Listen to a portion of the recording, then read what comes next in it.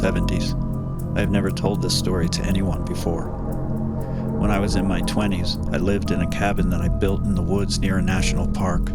I won't tell you which one. I was basically living there illegally at the time, squatting as they call it, but that's not what I'm worried about after all these years. Mostly I just feel ashamed.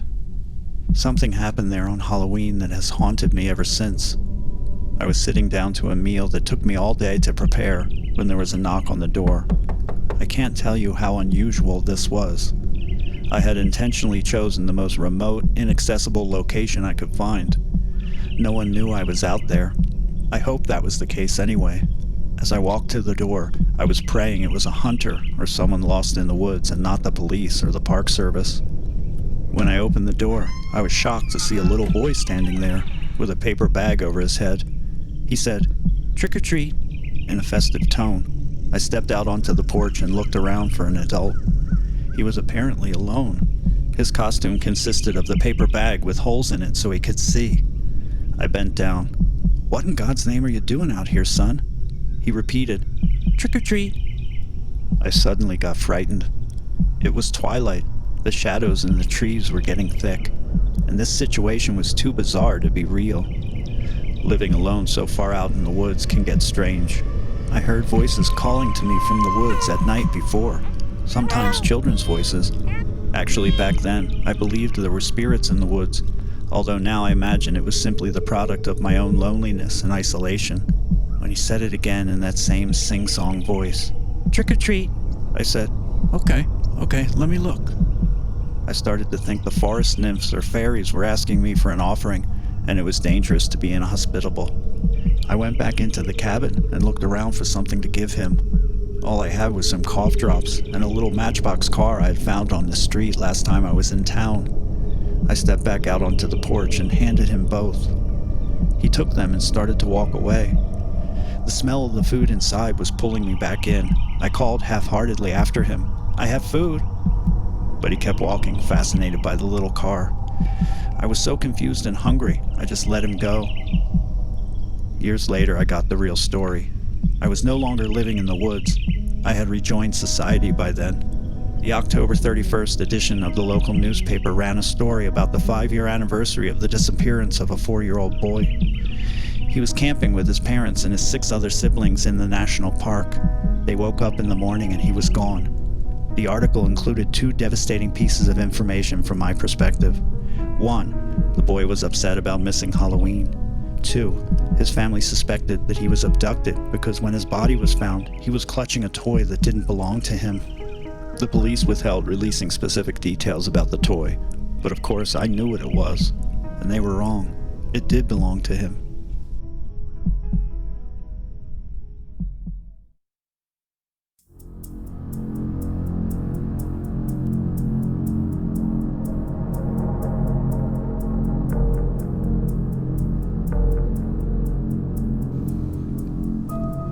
The scariest night of my life was Halloween night 1983.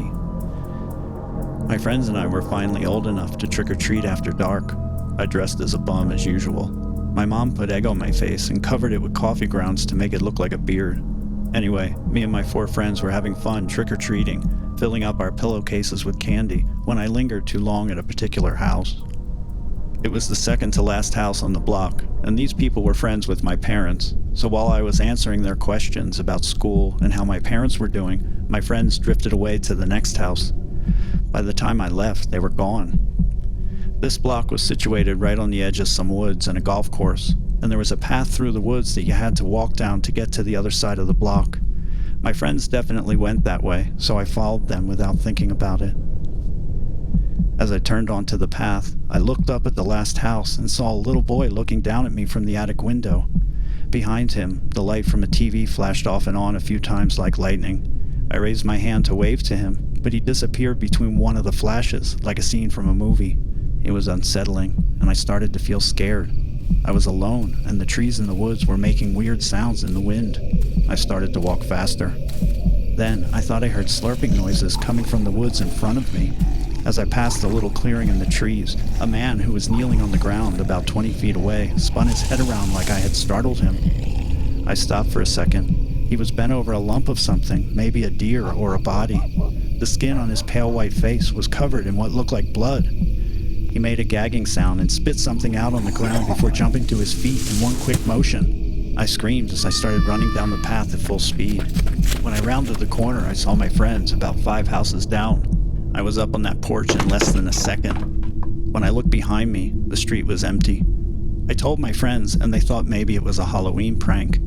They didn't see anyone when they walked down the path.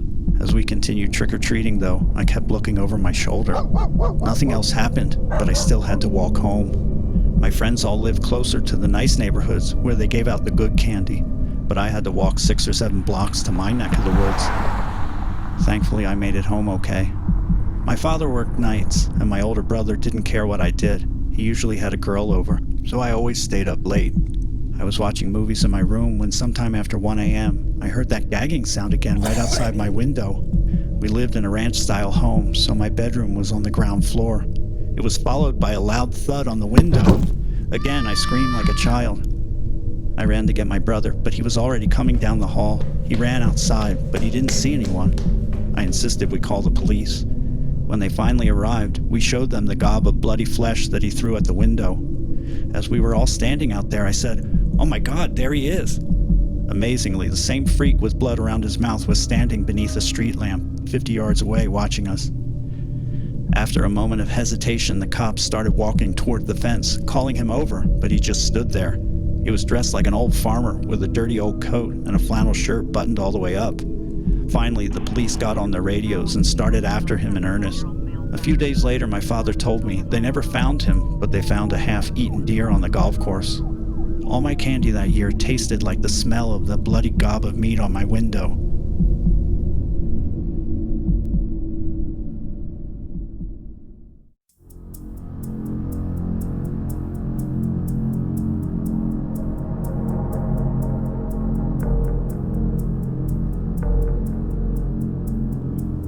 A friend of mine disappeared while trick-or-treating when we were kids back in the 1970s.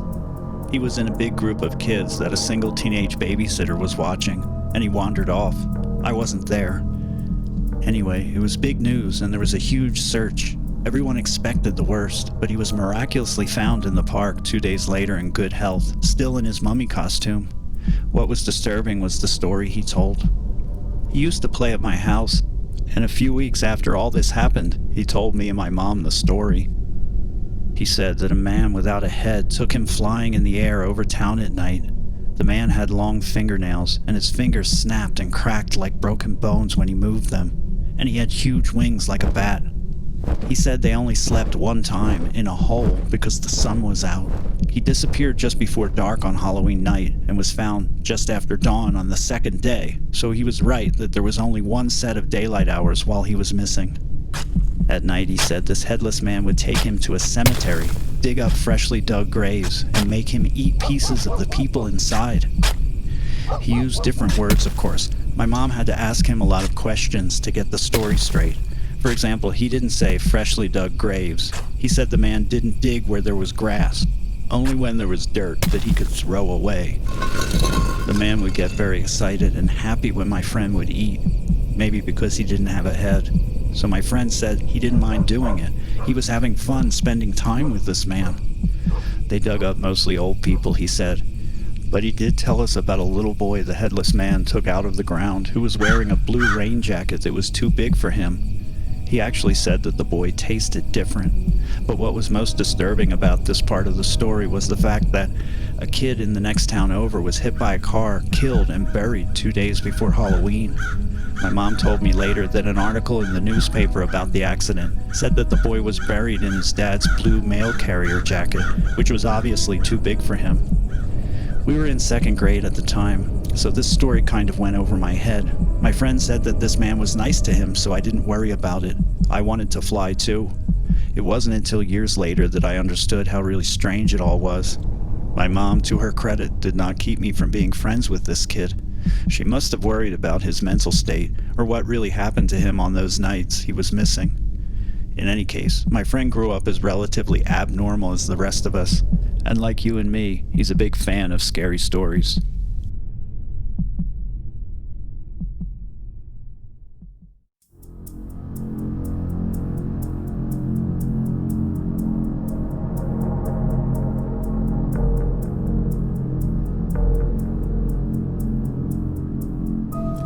few friends and I were out trick-or-treating one year in middle school when we got bored and tried knocking on the door of our local haunted house. The Firebridge house sits on a large property situated between the east and west sides of town. We were cutting through the property that year when we decided to stop and count our candy on the front porch. George Firebridge killed his wife in the basement back in the 50s. He confessed and died in jail, but he never said why he did it. There were all kinds of stories about his wife Sarah getting pregnant with another man's baby. People have reported seeing the ghost of a pregnant woman walking around on the property. Hunters have even reported hearing a crying baby in the woods behind the house. It's a beautiful bed and breakfast now, but that Halloween it was run down and vacant. Anyway, it was starting to get dark when we got there. As we were sitting with our candy laid out on the porch, my friend Roger said he saw the curtain behind me move. I thought I saw it flutter, so I jumped up immediately. My friends started looking in the windows. They wanted to catch a glimpse of Sarah. We started to walk around the house, and when we got to the back porch area, someone noticed that there was a light on in the basement. The house had been empty for over a year at this point, so it didn't make sense. My friends were acting like this was the coolest thing ever. I said that maybe the realtor turned on the electricity to show people the house. But of course everyone was saying it was Sarah, so we crowded around the two basement windows to see if we could see her down there. The floor in the basement was dirt, but that's all I could see, the light bulb, which was swinging ever so slightly, and the dirt floor below it. It was starting to get eerie in the growing darkness. The wind was blowing, dogs were barking in the distance. I just knew something was going to happen. It was Halloween night. At one point, the wind caused the screen door on the back porch to open and shut. We all jumped. Roger stood up and said he would knock on the door while we continued looking in the windows. He said he wanted to see if he could quote-unquote flush her out. He walked up to the steps, and after a dramatic pause, he knocked so loudly it definitely could have awakened the dead. Roger tiptoed back over, giggling. I held my breath, but Sarah didn't make an appearance, and then it was quiet again. After a couple of minutes, one of my other friends stood up and said, "Let's go." Just then, the inside back door was ripped open with tremendous force. It stopped short with a loud bang like it was blocked by something. We all jumped to our feet. Then the door slammed shut. Someone screamed and we all started running. Out front, Roger said, Wait, the candy." We stopped and looked at each other, but before we had a chance to think, the front door swung open and slammed shut with a loud bang. We took off and ran all the way to the closest paved road about half a mile away. That was the most terrifying thing that has ever happened to me. First thing the next morning, I went back there with my dad, who was a sheriff's deputy. All our candy was gone. The house was searched that afternoon, but nothing was found inside. My father said they would have seen footprints or something if a person was in there. There was a thin coat of dust on the kitchen floor that was undisturbed. He believed me, though. He was called out there many times about other strange occurrences. Locally, everyone believes that house is haunted. It still gives me the creeps to this day.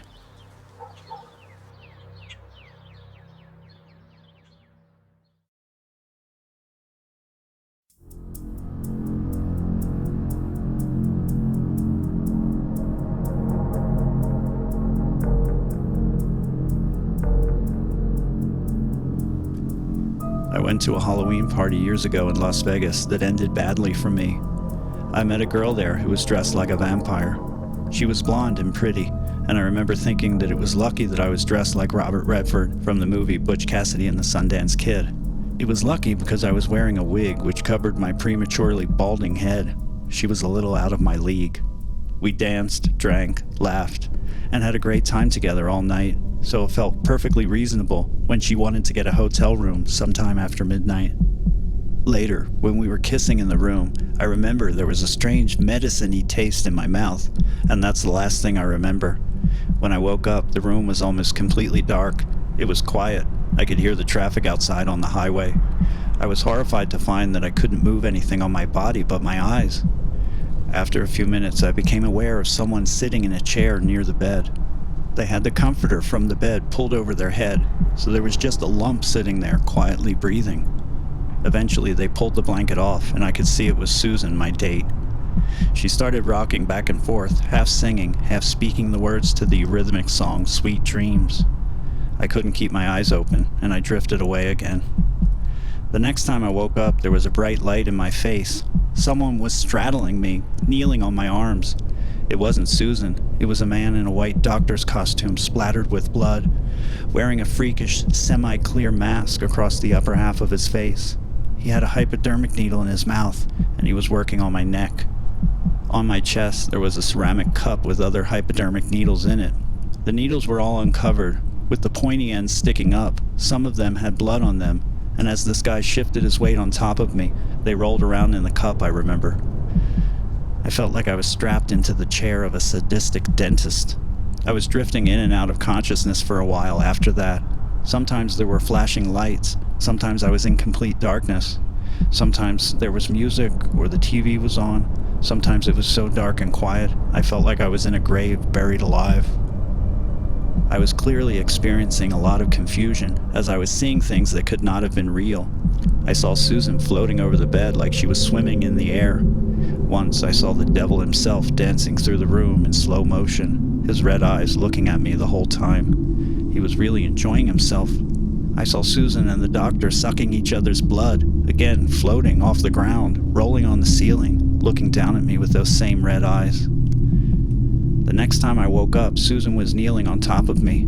There was a little more light in the room, like dawn was approaching. She was slurping on my neck, and when she raised her head up, our eyes met.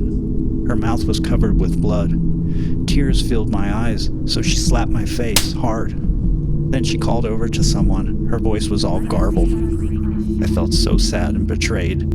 I promised God that I would be a better man if I could live. Then the doctor walked over, opened a capsule of something and dumped it in my mouth, which I guess was just hanging open. Susan started slurping on me again, and I passed out. Next, I woke up with a loud banging on the door. It was completely light in the room, and I was alone. Soon I was in an ambulance, and then the hospital. The short version of the long story is, some freakish vampire wannabes spent the night drinking and stealing my blood. It was a real party. They had access to powerful narcotics, and they knew how much blood they could take without killing me. Maybe the guy was really a doctor. Apparently I was right on the edge of organ failure, losing 30 to 40% of my blood. They were never caught. I wonder if other people were victimized in this way. I never went to another Halloween party, I'll tell you that much. And I have tried to keep my promise to God.